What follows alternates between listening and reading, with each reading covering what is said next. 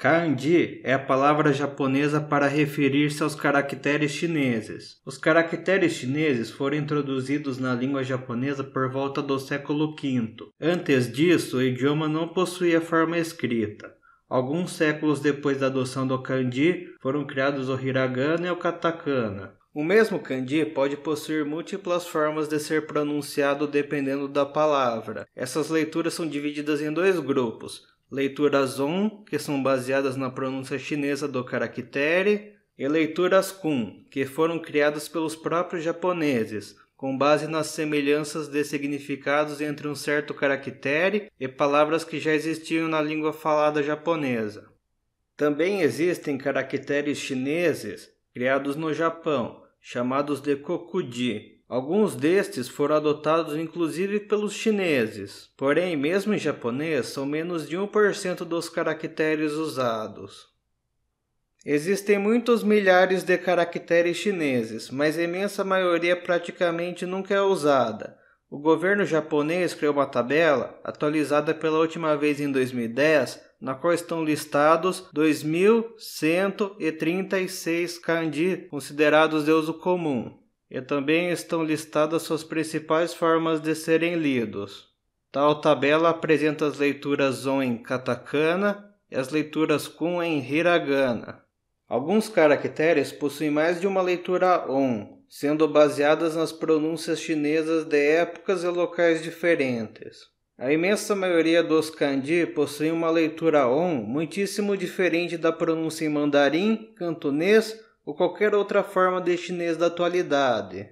Em chinês, a pronúncia de cada caractere é monossilábica, e na adaptação japonesa, tal característica costuma ser mantida, porém algumas leituras são dissilábicas. Quanto às leituras kun, há alguns poucos casos extremos de 5 sílabas. Agora apresentarei o conceito de furigana. Furigana são kanas colocados sobre os kanjis para indicar como pronunciá-los. Normalmente são escritos em hiragana, independente da leitura ser on ou kun.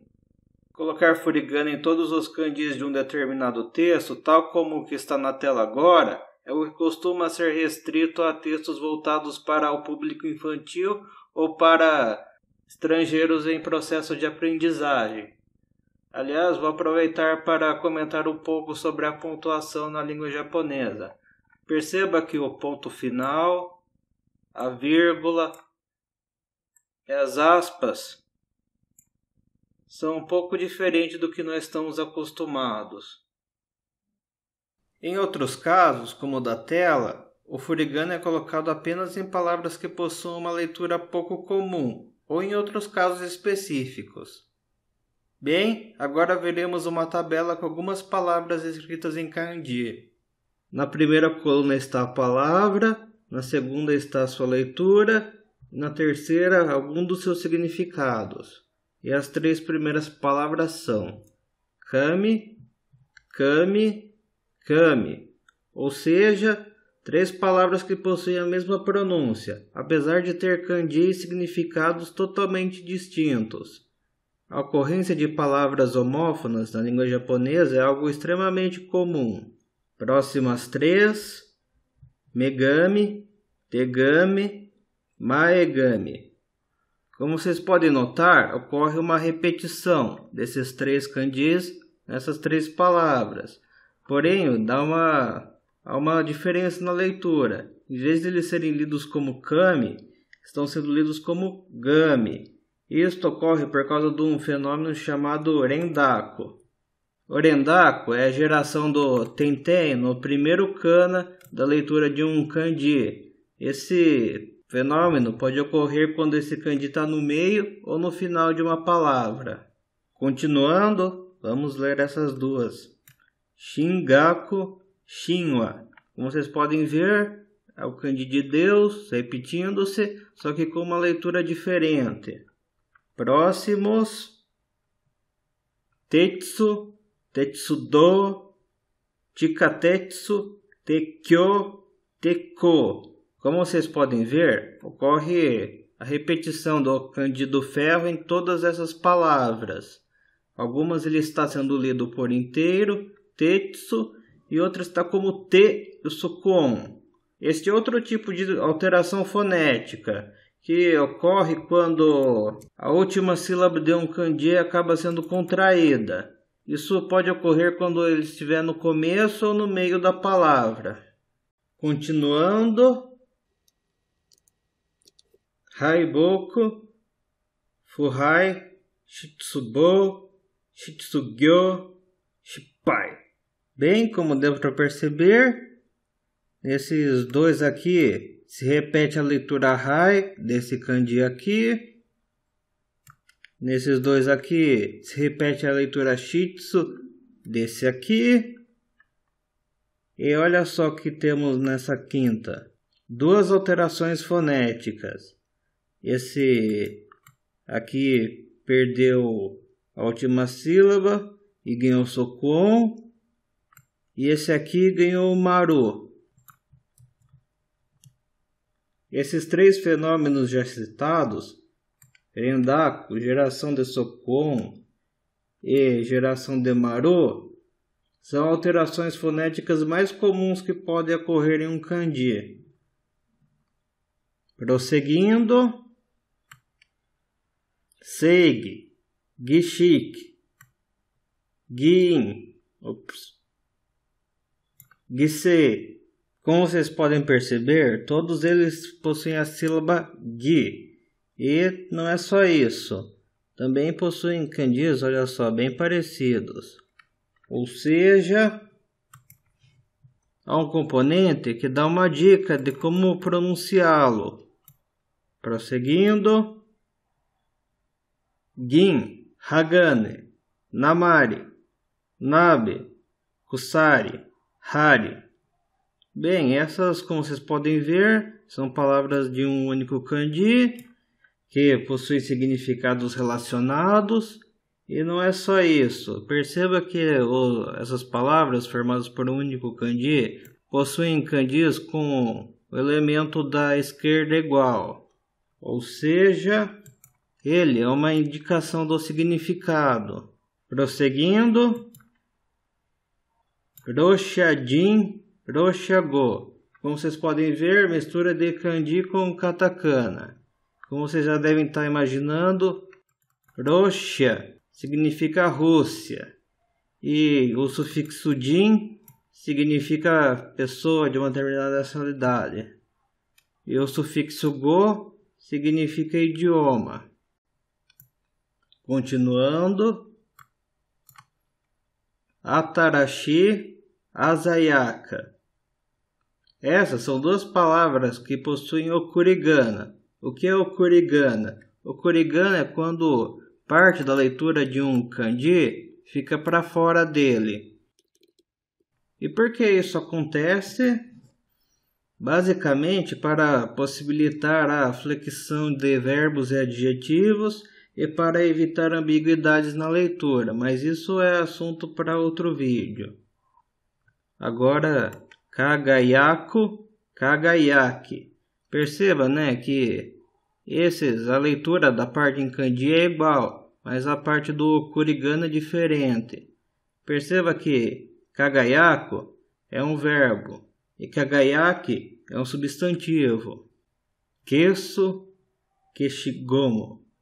Olha só, essa palavra. Kanji, hiragana e katakana, tudo junto. Toretsukai, olha só, um pouco de kurigana aqui e outro aqui. Agora vamos deixar um pouquinho o kanji de lado. DVD é a forma de soletrar DVD. O alfabeto latino também está presente na escrita japonesa atual, principalmente em siglas. E a forma de soletrar as letras é baseada na pronúncia do inglês das letras do alfabeto. Prosseguindo. Ninki, Hitoke. Como vocês podem ver, mesmo kanji, diferente leitura e diferente significado. Para conseguir diferenciar estas, só mesmo prestando atenção no contexto do que está lendo. Suisei, suisei. Outro caso de palavras homófonas. Perceba que o sui é representado por kanjis diferentes, mas o sei é o mesmo. Getsuyobi, segunda-feira.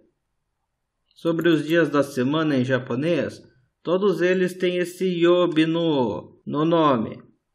Eles são diferenciados pelo primeiro kanji. Agora, motomoto, hitobito. Esse caractere aqui não é um kanji, é um sinal de repetição. Ou seja, funciona como se o kanji anterior tivesse repetido. Perceba que nessa palavra a pronúncia se repete igualzinho, mas nessa ocorre o rendaku. Próximo, minshushugi.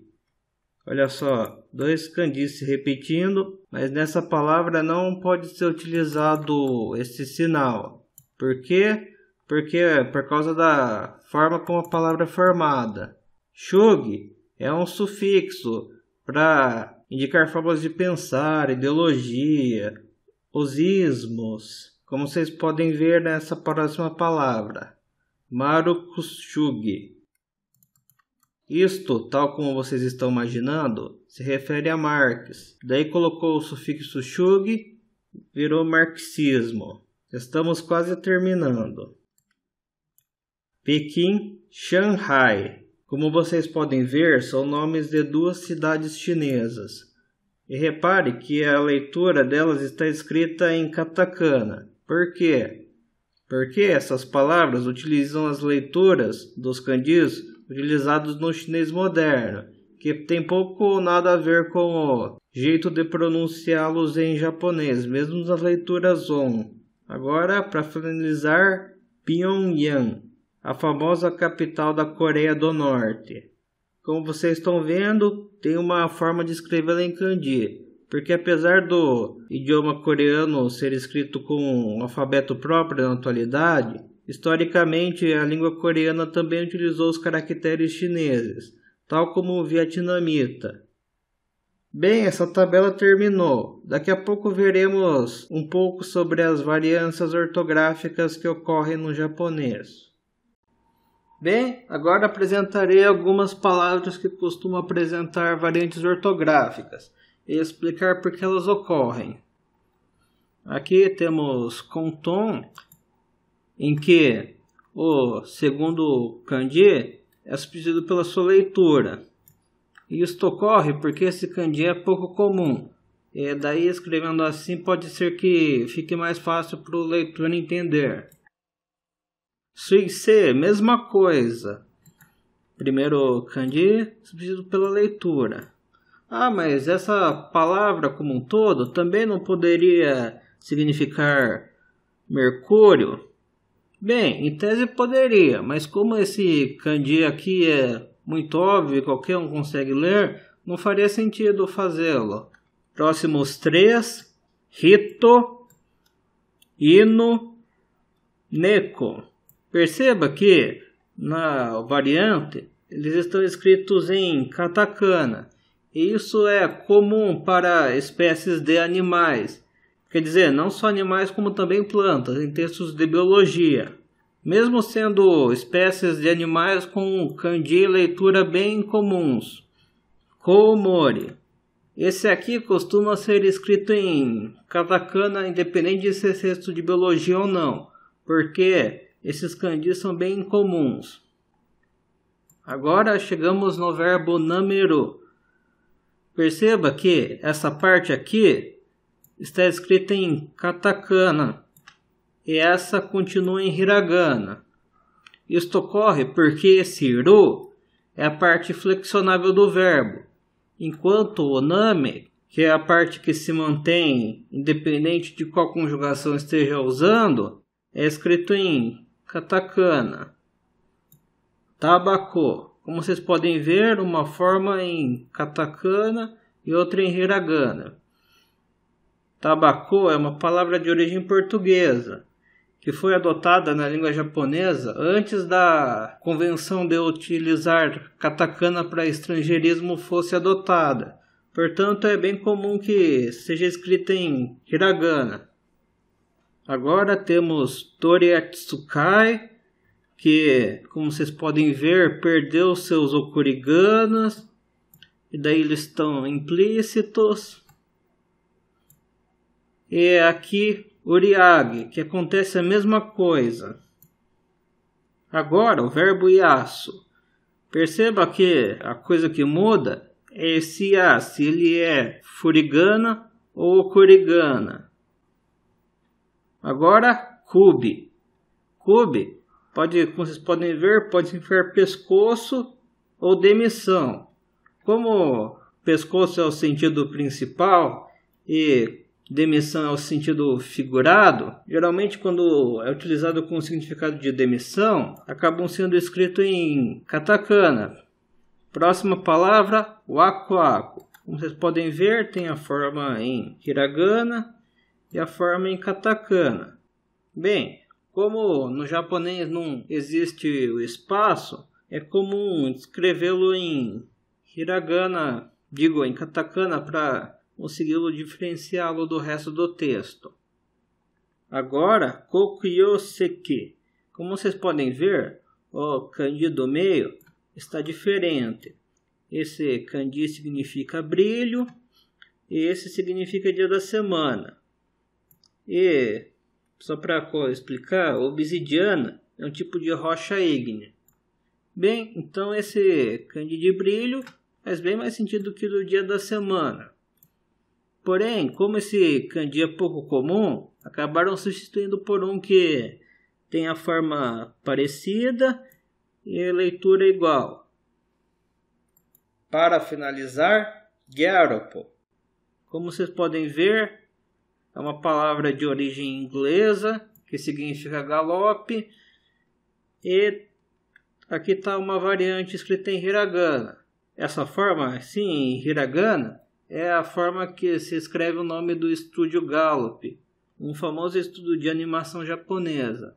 E por que é escrito em hiragana e não katakana, sendo que normal é escrever estrangeirismo em katakana? Porque o fundador do estúdio quis assim, simplesmente. Bem, então é isso.